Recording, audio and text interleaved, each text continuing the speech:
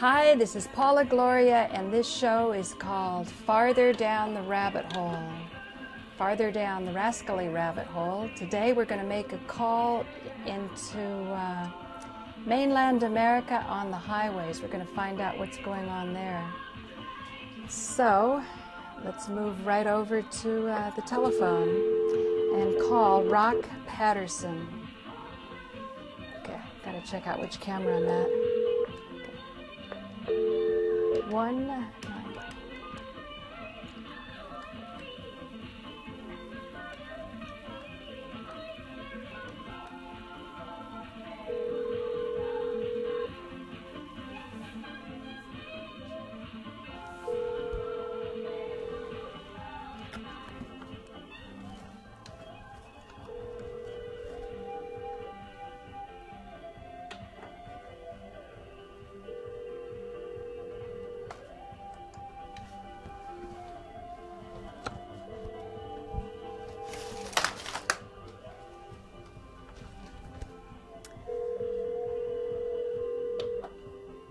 So we will have to try another number here.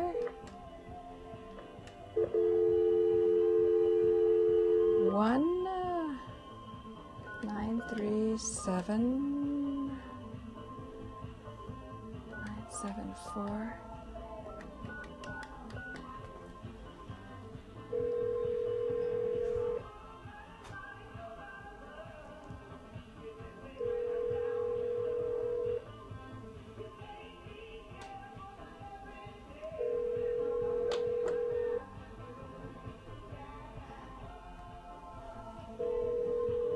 I guess I can always erase this if I don't get anything, but what I'm hoping to do is get Rock Patterson, who is a truck driver, and I met him at the Patterson This is Rock Patterson with Altered Restoration. Feel free to leave me a message and I'll get back to you soon. Thanks.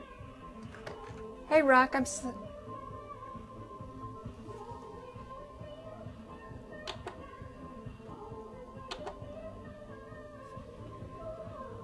Hey Rock, it's Paula calling. If you get this message, give me a call back. Thanks. Hello? Is this Rock? Hello? Hey Rock, is that you? It's me. How are you? Great. Are you up for a show? Yeah, sure. Let's do some questions. Great. Hang on. Let me get the mic set up. Okay. So, why don't you tell people, first of all, where you are? Where am I? I don't know. I'm about 6 miles from Albion, Indiana. Albion, Indiana? That's right. Yeah, there's a Boss Automotive plant down here that I'm dropping off some racks. I see. I picked up some radiators from there yesterday, and I drove them up to northern Chicago, a place called Ringwood, and I dropped them off, and they filled my trailer full of racks that the radiators were sitting in, and now I'm taking them back. I see. And, okay, so what I was wanting to ask you was, you're on the road about how many times a week? Well, I mean, I come out of the house typically on Sunday or Monday, and then I go back on Friday or Saturday. And so how often do you eat at truck stops? I really don't eat at truck stops, to be honest. Oh, really? No, I don't. I mean, it's too much money. Oh, really? Yeah, the truck stops, you can't get out of there with a decent meal for, you get plenty of food, but you can't get out of there for less than $10. So, wow. Maybe once a week I'll stop in a place that has a fast food restaurant and pick up a hamburger, but mostly I just eat like cereal bars and tuna fish. That's pretty much it. And I got a fridge on my truck now, so actually I have a couple other things. So how do you find out what the truck drivers are thinking? Just from the CD? I read minds. CB? No, I'm just kidding. I actually, I listen to the CB because, that's what when truckers are talking about stuff, they're talking about it on the CB. I mean, maybe I'm not getting the full picture because, I'm not, actually interviewing them in the truck stops and whatnot. But really, going into a truck stop and sitting down and having a meal is, it's a big affair because typically by the time I get done driving, I'm at a truck stop that's almost full, so I'm parked way at the back of the lot. And it's like a half mile sometimes to walk and get into the truck truck stop. But, you know, I'm listening to the CB a lot, and, you know, I noticed that on any of the talk shows on, you know, satellite radio, they, you know, 9 out of 10 callers calling in are, you know, truckers, basically. So they're calling in just like you're calling in right now on a cell phone, right? Sure, yeah, exactly. Uh-huh. Exactly, that's exactly what they're doing. So what are they thinking? I mean, like, you know what my interests are. I'm interested in 9/11 truth and the global warming being a scam. Let's see, what else? What are they talking about? What's the biggest interest? And let me clarify. You say global warming is a scam? well, man-made, because like carbon CO2. Yeah. How much CO2 do you think is in the atmosphere? Oh, Just- I'm sure there's plenty of it, but I'm not. No, no, no, I'm no. not one to measure those things.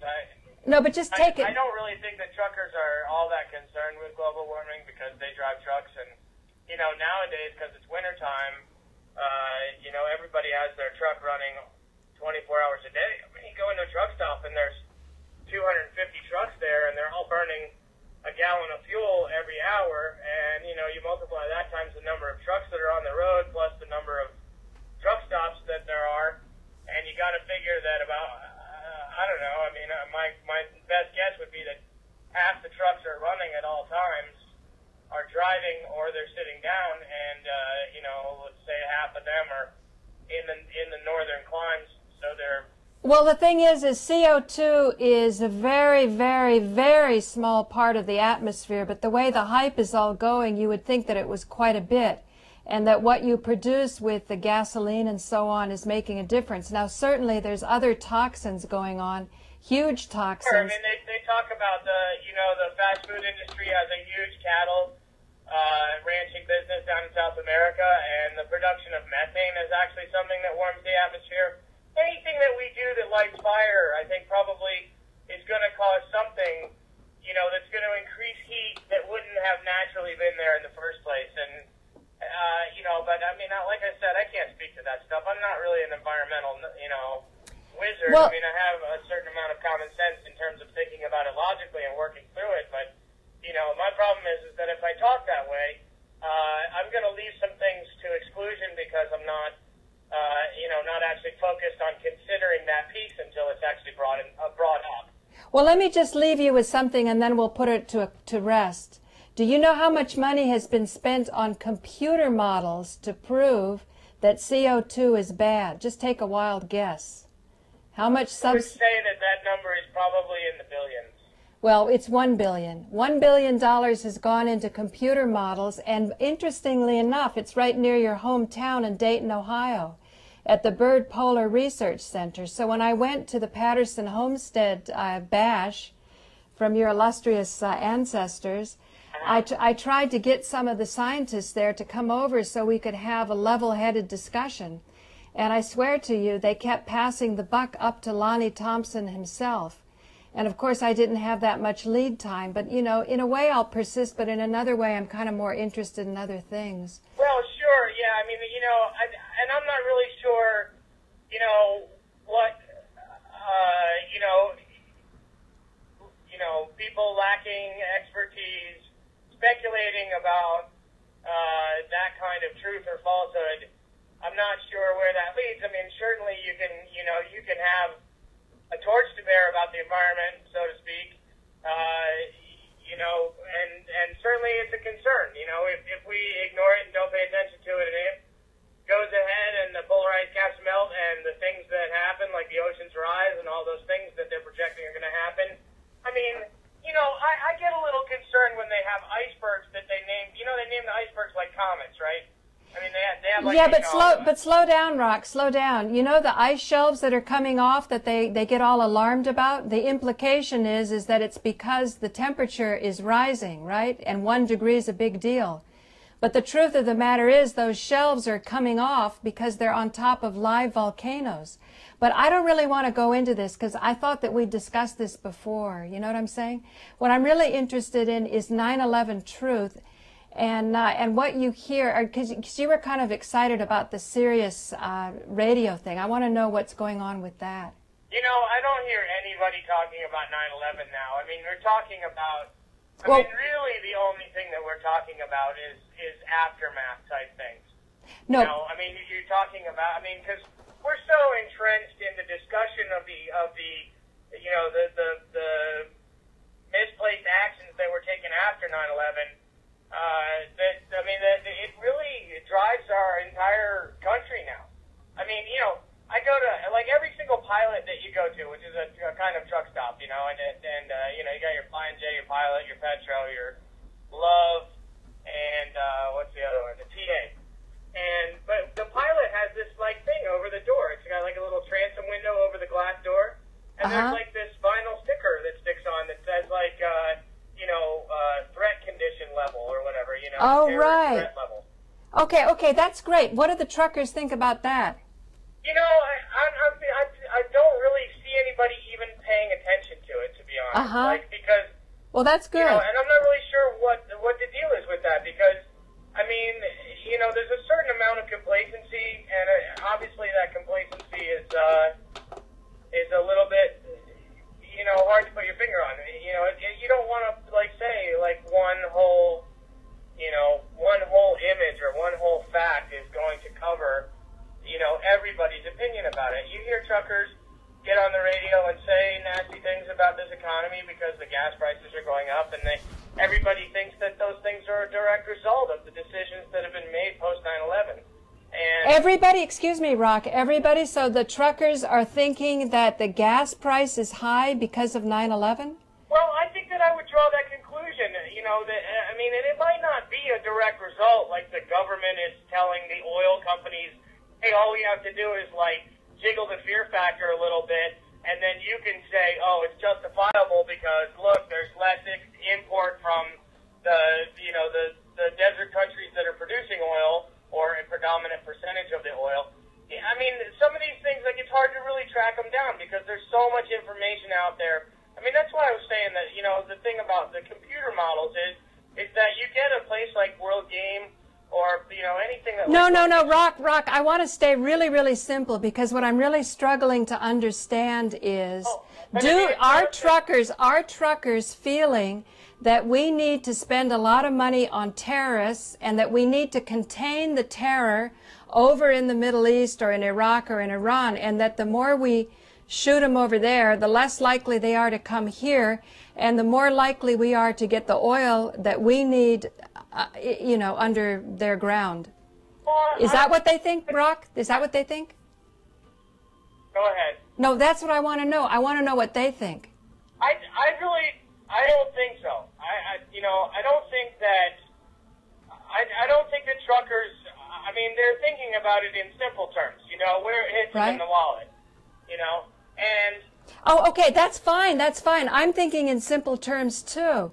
Where it hits in the wallet. Now, why is it hitting in the wallet? Why do they think that's happening? That's what I want to know. Oh, I mean, there's several different factors that are involved in that. You know, there's some corporate, you know, passiveness that goes on in No, Rock, I'm not having a discussion about whatever it is. I want to know, what do the truckers think?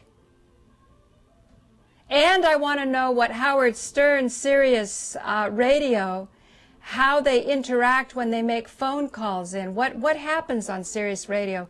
Why do you like it? You said you enjoyed it. Yeah, I mean, you know... What do you learn from it? You know, Howard Stern is, you know, I can't even really... I don't even know how to start with that whole issue, because Howard Stern has a huge ego, and his ego is stroked by all these people that call in, and, you know, his tolerance for people that aren't interested in stroking his ego is very minimal. Really? Yeah. So in other words, there are people who call and criticize, and he takes a certain number of emails, and he certainly recognizes that there's some, that there's some negative criticism that comes in, and but you know, he has all of these sort of minions that take those hits for him, you know, and you know, I think that 99% of what Howard Stern is doing is absolutely fascinating, and it's absolutely necessary, and I think it's a wonderful addition to the crazy, screwed up world that we live in. Well, explain, Rock. Including all the things that, you know, that all of his little, what are they called, whack packers or whatever, I think that. I don't know what that means. What's a whack packer? Whack packers are all those crazy people like Sal and Richie and all those guys that call into your show and goof on you. Oh, really? Yeah, sure. I see. I mean, and Artie Lang and and then he has like that whole sort of pseudo interior news,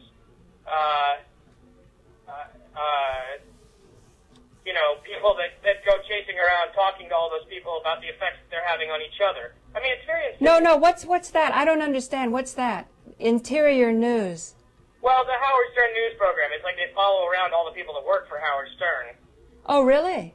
Well, I mean, among other things, that's what they do. They follow people around who work for him, and they make like little reality TV shows? Yeah, somebody, kind of like what we do? There's a guy in there who, he's Ralph, is in control of the Sibian when the porn stars come and sit on the Sibian in his show, right? Uh-huh. He doesn't like to wear the masks that they have, all these different masks. So somebody suggests to Howard, don't forget the mask, and then Howard offers the mask to him, and he gets upset about it after that segment is over, and he wants to find out who told him to wear the mask, so he gets upset about it. So, then they But go just a second, slow guys follow him around and do that stuff. But I mean, like I said, it's all those things are just little pieces of a bigger puzzle. Like today, he ends up taking Howard Stern News. This is interesting. Howard Stern News went to Frank Azaria, and Frank Azaria had made a comment about George Takei, and George Takei, who also had done some voiceover work on The Simpsons. Frank Azaria's voice work for The Simpsons, right? Okay. So Howard Stern had George Takei as a guest announcer on the show. Well, Frank Azaria apparently in some stand up in front of an audience discussion thing that he had said that it was a little creepy having George Takei on the show. George Takei, openly homosexual and just a really wonderful, powerful guy and totally composed and completely within his own element. And so they go out and they accuse Frank Azaria of this this homophobic comment because he said this creepy thing. And so Frank Azaria has to apologize basically to the guys from Howard Stern because Howard Stern has clout. He has clout. He has a huge audience. I don't know what the numbers are exactly, but when he was in New York, he had an 8 market share. I don't know what that exactly means, but apparently it's huge. He had a nationwide audience before he went to Sirius, and his audience only got bigger when he went to Sirius. So people have to they found out. There was another guy that works for The Simpsons who's also a friend of the Howard Stern show that they interviewed. He's like the co-creator of. He's not Matt Groening, but he's like one of the guys who runs The Simpsons now. And he's sitting there saying, I don't want to ever end up on the wrong side of Howard Stern. So I mean, there's this sort of obviously there's this marketability that he has that people believe in. So. But do you enjoy it? I really do, and as intellectual, as an erudite, and whatever you want to say, I'm not going to, pull out the 50-cent words too much, but as convoluted as my consciousness has become through the course of education and all those things, I really do, sort of understand, and I don't really think that it's just this sort of, appeal to the mental masturbation or even physical masturbation that men want to hear. I think this show is very male-driven, and obviously that's part of his shtick. But I think that there's some truly amazing things that get said in and amongst all the other things, and I think that to arrive at those conclusions with the audience, I think lives consciousness in a way that I find to be positive in the world, and I don't think that that's necessarily a bad thing. I think that some of the things that happen out of ignorance or awareness, and if things happen out of ignorance, it's because the people that react to something that's going on are ignorant, and they get that ignorance comes from before they had that experience or that exposure to that experience. And that creates the resistance that they have to that experience. So, can you be a little more specific? Because you're going really fast, and I don't understand. Okay, there was a girl on there who was in the adult film industry or whatever, and her parents knew about her career as a nude model or whatever she is. I don't know exactly how far into the porn industry she is, but she got on the Sibian on Howard's show, and that was the final straw with her family, her boss. Oh, she does she does like some kind of race car promotion or motorcycle. I think it's like motorcycle magazine promotion. So she's this hot girl that's hired by this motorcycle magazine, but they said that getting on the Howard Stern show and getting on the Sibian went too far in terms of, so it's their... Say, excuse me, Rock, what's the Sibian? The Sibian is a multi-orgasmic toy that stimulates the vagina. It's not, it's just it looks like a saddle with a kind of a little nub in the middle of it. It doesn't penetrate. You just sit on it, it vibrates, and girls go crazy about this thing. It replaces men, whatever, I don't know. You're kidding me. Wow, thanks for telling me. Apparently, go ahead and look it up. It's everybody that I've ever heard on Howard's show that sits on it says that they want one, and they forget their boyfriend's name. So. Oh my God, that's ridiculous. The reason I'm interested in this, Rock, is because I've been working with somebody, Nico Haupt, who has done the most sincere and focused research on 9/11, particularly on the TV fakery, showing that the airplanes that everybody saw on television were computer generated. Really? Yeah, and he has said that there's two reasons that people won't come out on 9/11 Truth. People who know that buildings don't melt with jet fuel, is either they're worried about losing their job or they have a sexual secret, and some sexual secret that can be blackmailable, that makes them blackmailable. So for that reason alone, anything that will alleviate shame is good in my book. So the work that... I absolutely believe that. And that I think I understand now why you're saying that Howard Stern plays a big part in this, because he rids the world of shame. Yeah, right. His exposure to, or his creation of exposure or exposition about, various sexual fetishes, fantasies, that kind of passion and interest, obviously, nullifies the kind of puritanical values that some people in this country seem to believe that we all should have and need to spoon-feed to us in order to make life better. And, the power of that particular branch of people in the United States is certainly unwieldy and has been manipulated by both sides of the political equation. Now, I want to couch that by saying that I don't believe that they're just two sides, and I hope that there's some sort of third answer that can come in that isn't corrupted or co-opted by the power elite that push the Democrats and Republicans around. But the Republicans and Democrats both have, they have psychological evaluations in their think tanks that, figure out how to, get out the vote in different ways. I mean, the evangelists certainly got played in the last election. They really believed that George Bush was going to carry this country to a good place. But just Rock, I don't want to get into that stuff. I want to stay on the stuff that I feel I can specialize in, and that has to do with sexual shame and how something like Howard Stern, because you started the show saying that he's a big ego and he has a lot of filters so that they only take fake call-ins and you got to say the right thing. But nevertheless... No, I don't think that it's fake call-ins. They take anybody. They take people who will ask George Takei why he's a fag.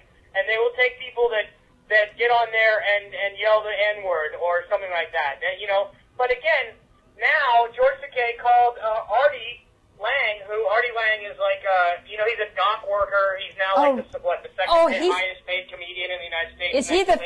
Is he the fat Italian? I think he is Italian, yeah. But, okay. The point is that he's gained like 150 pounds. And George Takei is this like rock solid guy who's in totally physically perfect condition for a guy who's... Okay, because they sent me a private video of Sarah Silverman smelling the balls of the guy who used to punk me. And I could see... That might be Artie and it might be Sal Ritchie. I don't know which of the three it is. Well, no, the big construction... That video is actually on... that video is actually on HowardStern.com because I was looking at it the other day. I mean, like, there or at least a little blog about the fact that Sarah Silverman had been on the show and had done this. But I think she did it on the show, or at least it was heard about, and they, did a little exposition of that particular fact on the Howard Stern show. So, but what I'm saying is that George Takei then Artie had this thing where he played this practical joke on George Takei, where after they were all done with the week and George Takei was all done,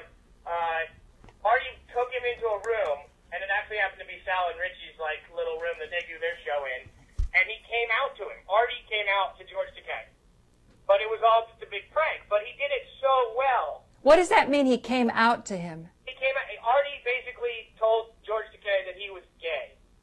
Artie told. But here it is. It's a big prank, right? But George Takei totally believed him and like gave him a hug, and they were in tears together, you know. So after the show was all over, George Takei calls Artie and says, "Why don't you do some work for the Human Rights Campaign?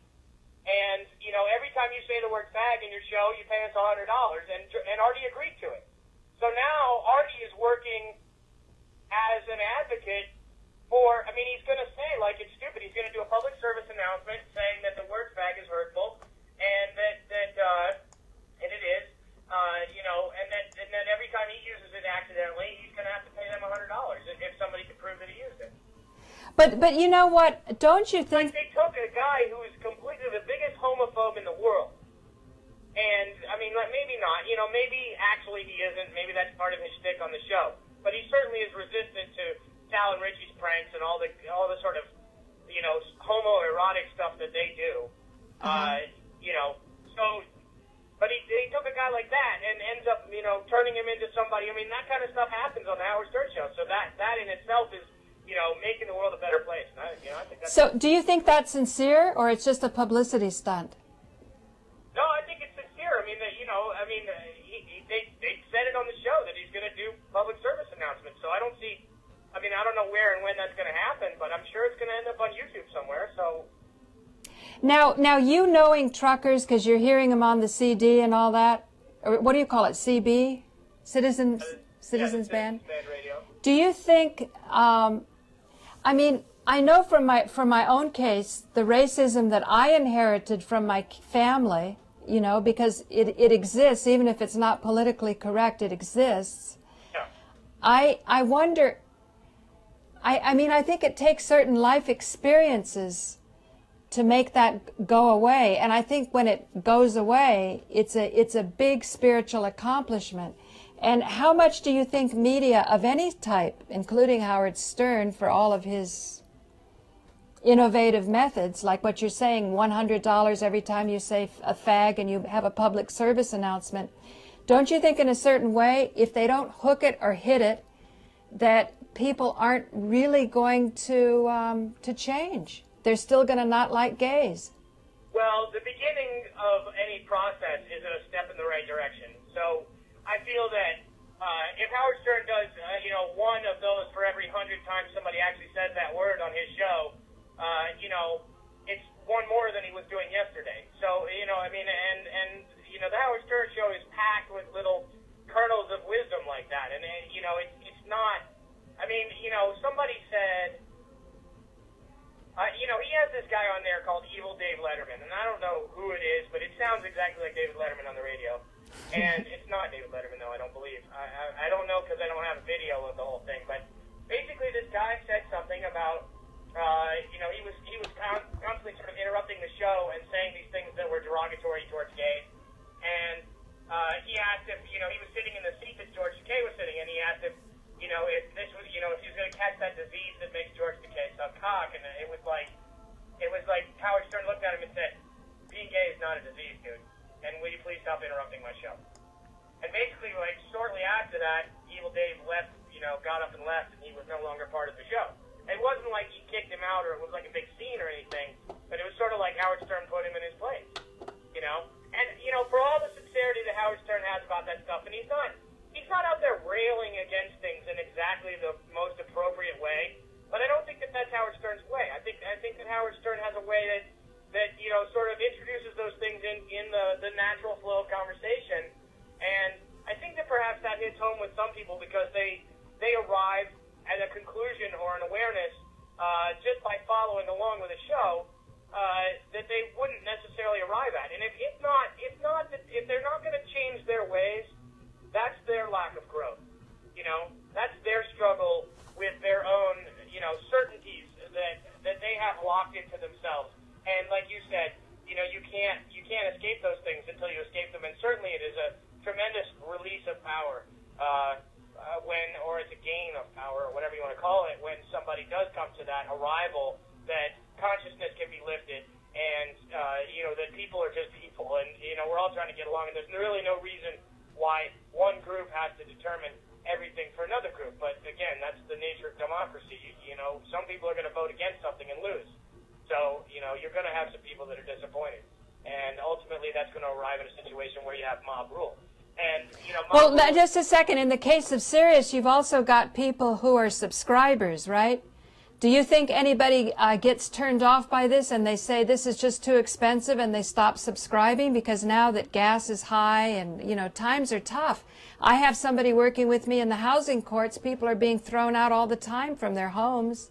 There's foreclosures going on. My sister, who was a Howard Stern fan, she said that she wishes she could get her boyfriend to save the $12 a month. You know, she thinks it's a waste of money. Yeah, you know something, it's one of those things that, you know, you can get into the nitty-gritty economics of family life and things like that and determine that there is $12 available to be able to afford that. It's not that big a deal in terms of, I mean, like, you know, certainly there are people who can't afford it, and certainly there are people who should just stop doing it because they have child support payments or they have something else that needs their attention that they're neglecting because they're, you know, they think that it's necessary. It's that whole, like, you know, trailer park with a satellite TV mentality where you have, like, the biggest, largest, high-definition flat-screen TV in your house, but you're still on food stamps. You know, it's like, you know, it's one person's idea of the American dream, you know, or at least in lieu of having the American dream, they're going to placate themselves by having, you know, an extreme amount of entertainment and titillation in front of them so that they don't have to think about how they're not achieving the American dream. Okay, well, Rock, let me put it this way. How have you benefited from listening to Sirius Radio? I'm having this conversation with you. No, that's got nothing. Benefit. No, but I mean when you listen to it, how have you benefited from it? Because you're college educated, you've gone to law school. Yeah. You know, you couldn't find a job as a lawyer, you're driving a truck, and you're lucky to do that, right? A lot of people can't get that kind of job. Yeah, right, well, right? I mean, you know, I pushed myself, and, you know, I was physically struggling with it for a while because of my weight and my, you know, my knee issues and things like that. But right. you know, I think that, you know, you have to put one foot in front of the other. And, you know, I mean, I think that what I've benefited from is that, you know, I have something to chew on while I'm driving, you know, and that's, you know, some of that is certainly entertainment and titillation, and some of that is, you know, I mean, you know, I was given this assignment to, you know, sort of, you know, derive what I can from the Howard Stern show. I'm obviously going to use the consciousness that I have in order to do that. I don't think, you know, to a certain degree, it's going to take quite a bit for me to come to a place where I'm going to end up actually learning something from the show because, you know, because of my exposure to so much information and my own drive to be able to open my own consciousness to as many things as possible. I think that what I have learned is that I've gained a deeper appreciation for a guy that a lot of people are afraid of because of the kind of exposure that he does, and that, you know, obviously he has Can you explain, loyal and devoted fan base. But can you explain more simply, because you confuse me a little bit. On one hand, you say anybody should be able to spend $12, but then you're saying you wouldn't have done it yourself if I didn't ask you to do this project. Well, then you say that. Let me explain that to you because I couldn't justify, you know, upping my $12 a month because there are other things that I'm interested in, you know, and when it became available to me to listen to it, I've been looking at getting satellite radio. When I worked in D.C. at a youth policy analyst paper called Youth Policy Institute, run by a guy named Dave Hackett, who was assigned that job by Bobby Kennedy. You know, I was listening to Howard Stern every morning when I pick up all these people on my way to work. I commuted and I carpooled but I was listening to it on DC 101 back when he was on terrestrial radio. And you know, as soon as he moved to satellite, you know, I couldn't get him in Dayton because there wasn't a market for it in Dayton. There was no radio station broadcasting his information. I had to settle for Bob and Tom out of Indianapolis. But you know, I've always known that, you know, if available, I was going to tune to Howard Stern, you know, and I just haven't had that opportunity because I've lived and worked in Dayton, Ohio, and it's just not available there.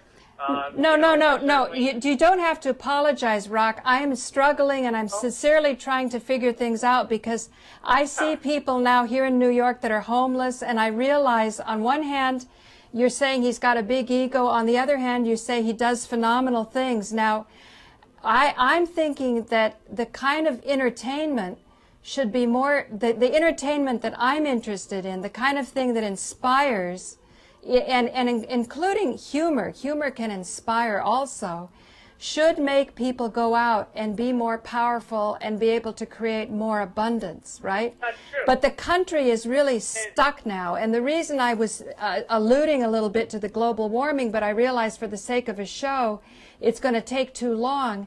We are really suffering from a lot of misinformation, but the nature of the way the misinformation is given, no one person, not even a Howard Stern, can come in there and tell you, quote unquote, the truth, because people don't want to hear the truth. So in order to get them to sort of shift in that direction, like I question whether you give somebody $100 fine every time they say fag is really going to address the deep roots of where that prejudice may come from. No, you see what I'm saying? Certainly is the case. And when I saw the video, because I saw the video of Sarah Silverman smelling the balls of this Richard Christie, you could see it was a horrific experience for practically everybody. It really wasn't that funny, and yet Sarah Silverman and Howard Stern actually did it. The really sad thing is that I know is that there's some people that are homeless and they can't take a shower for 3 days. And that must make those kind of people feel even worse. Now, this is not funny, right? So you're not going to have me on the show because this is where my attention goes. But I honestly feel that the research department, you may call them the filters, people can't get through so they stroke his ego or whatever. But I think they're sincerely struggling when they do see good information, because I would like to say that my show, I mean, I really exert myself to get through the layers. That's why I call it Farther Down the Rabbit Hole. Yeah, no, I get that about your show, Paul. And I think the thing here... No, but what I'm saying is I don't think they can do it. I don't think that's why I wanted to find out, what are the truckers saying about it? Like, what did they say about the smelling the balls trick? I think that those are antics, and those antics are merely to they're not to raise consciousness, they're to raise eyebrows, and yes. that, but that's a beginning. To raise the eyebrows is the beginning. Well, it can be the beginning of what? I mean, it depends, it really is like, first of all, this is a little all over the map, but homeless people probably don't have satellites, so they probably don't listen to his show. Absolutely. Well, but second of all, certainly... No, but slow down. What I meant by that was if his voice was giving people hope, then by going to $12 a month, that makes me really sad that some people who were soothed by hearing his voice can no longer do it. That's all. That's all I meant. Certainly. I understand that you can say that there's a loss there, and I would certainly agree that when I left that job in Washington, D.C. and came home, one of the things that I sorely missed was listening to the Howard Stern show every morning because, and he was, he was obviously constrained back then, clearly, and who knows where his show was going to go when he got the satellite and was able to do whatever he wanted. Now explain to me. He's allowed to do whatever he wants, but I mean, you got to look at it like, I think Howard Stern, and I don't really know what Howard Stern thinks is going on in Howard Stern's world. I obviously can't speak to that because I'm not Howard Stern. He's in the process of putting his wedding together, and he's got all these different little people that do all these crazy things around him, and they have a collection of people that put together some interesting entertainment, and I think that some of it is purely for entertainment value, and he has 48 hours of material to fill every day, so that's kind of an impressive thing. I don't think that there are a lot of people out there that are generating that kind of information. So it's like, what of that information are you getting? What of it are you exposed to? It's the same with listening to CNN. You're not going to sit and listen to CNN for its entire rotation of news. Maybe you're going to pick up the Anderson Cooper show. Maybe you're going to listen to Wolf Blitzer. Maybe you're going to listen to, I don't know who else, Diane Curry. I have no idea. I mean, she's not CNN, but, maybe you're going to pick up a little piece of information here and there, and it's going to give you what you want because you're not listening to Fox. But if you're that kind of person that wants to listen to Fox News, you're going to listen to Fox News, which is telling a completely different story than what CNN is telling. They're okay. Let me make it more simple. If 9/11 war, and some people are anti 9/11 war. There's a sort of a contrast that's beginning to appear in the world, and that is going to definitely play into how people vote in the next presidential election. Whether having a presidential election or whether a new president is going to do anything better, worse, the same. Are they going to handle it differently? Yes. Are they going to handle it better? Who knows? You can play those games all day long. Howard Stern makes fun of Oprah for supporting Barack Obama in the passionate way that she's supporting him. There's all kinds of things but all of these things are like little pieces that play out in the global arena because, who does Howard Stern support for president? Are all of his minions going to vote that way? No, they're not, because Howard Stern is going to vote, he thinks that Barack Obama is got a sort of a pedestrian liberal agenda, and it's not like some crazy thing. It's not some brand new idea, and some of his positions are questionable by one side of the equation, but fully supported by another side of the equation. So can you be more specific? When you say that there are there are people who are at a loss in the world, I fully agree with you that people are at a loss, whether that's for Howard Stern or whether that's for understanding 9/11. It's really about, this is all summarized in Fahrenheit 9/11 by Michael Moore. Marilyn Manson gets on there and he says it's all about this comfort level. But Michael Moore's a phony. Michael Moore, when he had his Fahrenheit 9/11, and the moment that the building comes down, he has a fucking black panel there. He's disinformation up the kazoo.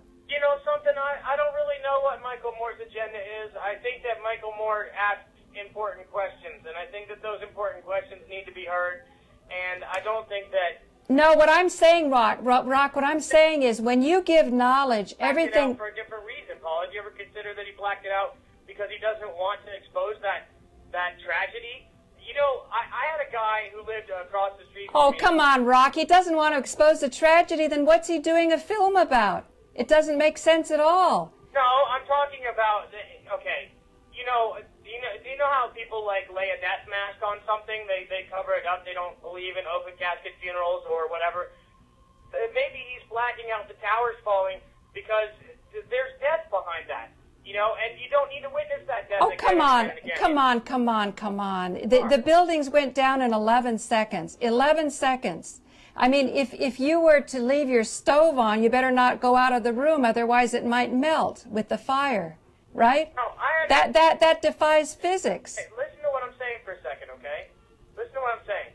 Michael Moore was trying to expose the idea that there was a lot of strange things that were going on. So he got this ball rolling with this, Fahrenheit 9/11 thing. Who's in the power play? Who's really invested in oil? Who's really following this? And who really wants to go to Iraq? Nobody.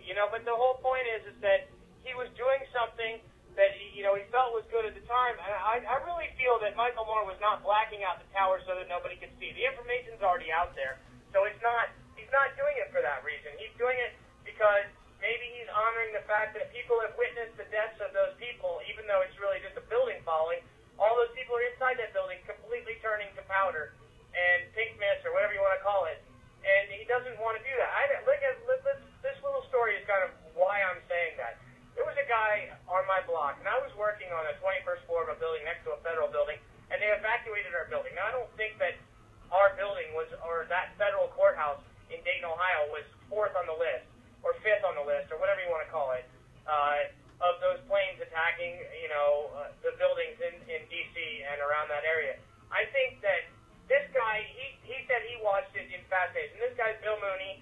He's a hippie dude. He collects antiques. He's a wonderful, wonderful man, and an old friend of my dad's, and sort of a spiritual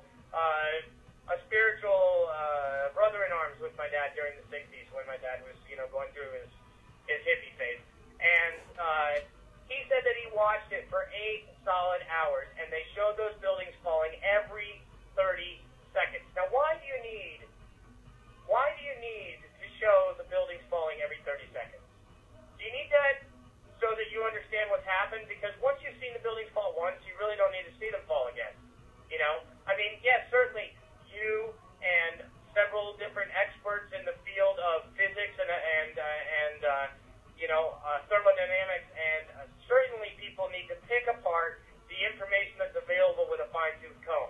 But why does the news on every single channel need to show the buildings falling every 30 seconds for a solid 8 hours? You know why? Because they were showing fake pictures. No, they weren't. They were showing it they were burning it into the consciousness of America. No, I'm telling you, I'm telling you, Rock, and I know the Howard Stern. Over in somebody's head.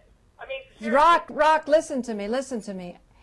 The Howard Stern research team understands this. The most incriminating part of 9/11 is the fact that there were CG-generated images, and one of them, the nose of an airplane went in through one side of the building, and a completely intact nose went out of the other side of the building without any damage whatsoever. And then when it was live, and then on the replay, they slapped the logo over it. Now, what is so powerful about this, so dangerous about this, is it means that the media is the culprit, more dangerous than all of these other things that you're talking about, the administration and so on. This is the media TV fakery. Well, but I mean, they were showing wrong images. The video that they have on the internet, you know, and some of that video, there's a video of this couple's apartment, and they filmed the whole thing. They filmed the second, I believe they filmed the towers falling. I don't know if they Did you know that they work for CNN, those people? No, they don't. They were just a couple of people that put their video on YouTube. No, I've researched it. I hang with all these people. They've spent a couple years at it. That's what I'm saying. If you search this down, it gets very murky.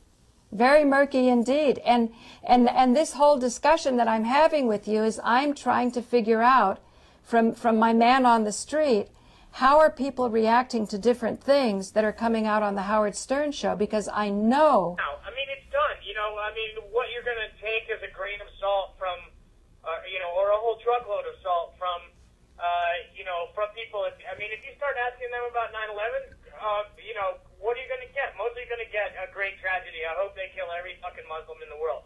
What you're going to get is... Is that what the truckers say? No.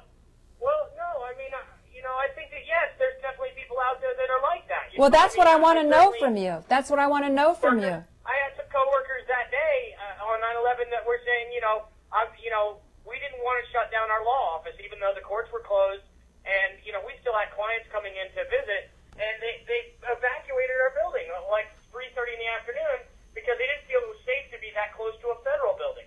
I mean, the whole place was in a panic, the skies were grounded, airplanes were grounded, they scrambled one jet out of, I believe it was one jet. Okay, slow down. I don't want to go into all that. What I'm saying is that these people were basically like, I'm not going to let those fucking towelheads dictate how I work in America. I'm going to continue to work. And, at the time I felt like, that's absolutely the right way to go because, not the fucking towelhead thing, but it's the right way to go to say, if you let this fear drive into you, you're going to let that fear drive into you every time that it happens, which is why having a 5-stage color-coded bar for telling you, well, gas is more expensive because threat level's gone from yellow to orange, or gas level's way more expensive because threat level's gone from orange to red, or, you know what I mean? Like, it's like them being able to develop a little dial that they can turn every time they need a shot in the arm of the economy. I mean, this whole thing about the chemical weapons threat that they had a year or so ago or 2 years ago, where they said go out and buy plastic and duct tape to protect yourself from chemical warfare, you're not going to survive inside a little plastic bag inside of your basement. You're not. There's no way. But guess what? The plastic industry has a huge boon from it, and the water industry, and the supplies industry. It's what Marilyn Manson said in 9/11. And I'm fine. Michael Moore has some quirky issues, but the people that he interviewed said some interesting things. It's like, they want you to be afraid, so you go and buy more toothpaste. And that, it's this try to drive the economy, because of some bad international business decisions that were made at the government level to sell out this country, basically. The ownership. I wish, Rock, that you were on the internet. I really do, because there's different layers to this. And I was just trying to understand what the truckers were saying about, and I don't think that truckers are, they're a mixed bag of people who have been out here and seen it all on the road, and people who are new, and people who are somewhere in between, and they have the same panorama of beliefs that the rest of the world has. Some people are, pro Bill Clinton. Some people are pro Bush. Some people believe that Al Gore actually won the elections. I mean, it's like anything that you could find in any domestic household that didn't have a trucker in it, you would find in a trucker, because they come from all walks of life. Like me, well, no, but I've got a law degree, but I'm out here driving a truck. But people that, no, slow down, Rock. You really go very quickly. What I meant by that was that you've got people who are traveling around the country on a road. And there's something that happens when you travel around the country. You see with your own eyeballs. I traveled for 4 years around India. Yeah. It's different than watching on television or listening to somebody else telling you, what people are thinking. Right. You listen and you pay attention yourself. And so that's why I was fascinated, because I think there's an intelligence, an innate intelligence to a person who has an honest job.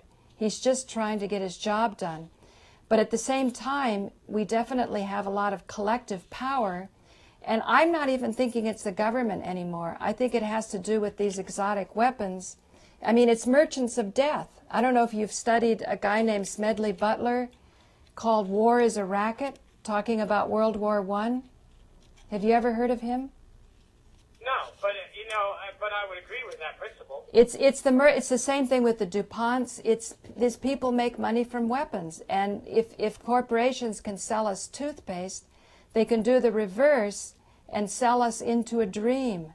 They can fund the Hollywood disinformation and so on. Yeah.